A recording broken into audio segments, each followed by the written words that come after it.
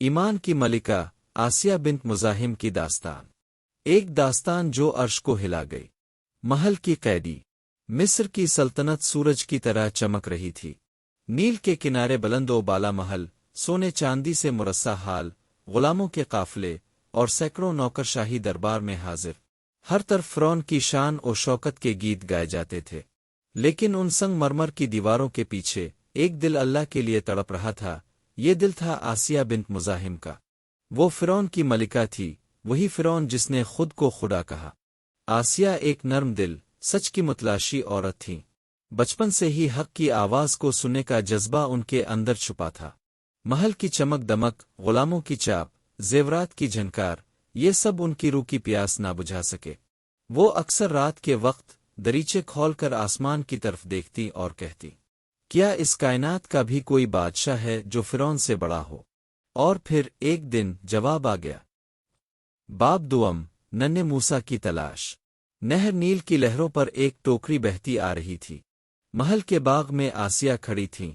جب ٹوکری کنارے لائی گئی تو خادمائے دوڑے، لیکن آسیہ نے خود بڑھ کر ٹوکری اٹھائی۔ جیسے ہی انہوں نے کپڑا ہٹایا، ایک نورانی چہرہ جھلکنے لگا۔ آسیہ کے دل کی دنیا بدل گئی۔ یہ بچہ میرا ہے، وہ بول اٹھی۔ فرعون کو اطلاع دی گئی۔ اس نے نظر کی اور قتل کا حکم دیا، مگر آسیہ کا دل ٹوٹنے کو تھا۔ وہ التجا کرتی گئیں، رو رو کر فرعون سے کہا، ہمیں اسے اپنا بیٹا بنا لینے دو، یہ ہماری آنکھوں کی ٹھنڈک ہوگا۔ فرعون مان گیا، لیکن موسیٰ کی حقیقت اس کے دل میں کھٹکتی رہی۔ آسیہ نے موسیٰ کو پالا اور اسی کے ساتھ اس کا ایمان پروان چڑھنے لگا۔ باب سوم، ایمان کا اعلان۔ سالوں بعد جب موسیٰ علیہ السلام اللہ کے پیغمبر بن کر واپس آئے اور فرعون کے دربار میں توحید کی دعوت دی تو آسیہ کا دل جھوم اٹھا۔ وہ جانتی تھیں یہی وہ سچ ہے جسے وہ برسوں سے تلاش کر رہی تھیں۔ فرعون کی نگاہ میں موسیٰ دشمن تھا، مگر آسیہ کی نگاہ میں وہ نجات دہندہ تھا۔ رات کے وقت آسیہ اپنے سونے کے بستر پر سجدے میں گر جاتی اور آہستہ سے کہتی، اللہ، میں تجھ پر ایمان لائی، تو ہی رب العالمین ہے۔ اب وہ دل سے مسلمان تھیں، لیکن یہ راز زیادہ دیر چھپ نہ سکا۔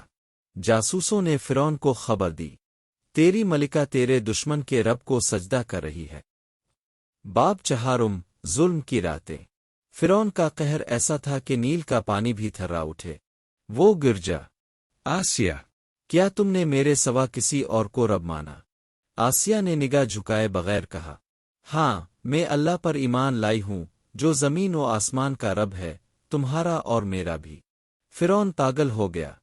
حکم دیا گیا، اسے قید خانے میں ڈال دو، پانی دو نہ کھانا، جب تک یہ اپنے رب سے انکار نہ کرے۔ قید خانے کی تاریکی میں آسیہ کی زبان پر فقط ایک دعا تھی، ربنو ابن لی اندک بطافی الجن۔ با پنجم، شہادت کا مقام۔ فرعون نے آخری حربہ آزمایا۔ آسیہ کو میدان میں لایا گیا، دھوپ کی تپش میں زمین پر لٹا دیا گیا اور ان کے جسم پر ایک بھاری پتھر رکھ دیا گیا۔ جلادوں کو حکم تھا کہ وہ ہر لمحے ان سے پوچھے، اپنے رب سے انکار کرو ورنہ مار دی جاؤ گی۔ لیکن آسیہ کے چہرے پر ایک روشنی تھی، آنکھیں آسمان کی جانب۔ اچانک آسمان چمکا اور ایک دروازہ کھلا۔ آسیہ نے جنت کا اپنا محل دیکھ لیا جو اللہ نے ان کے لیے تیار کیا تھا۔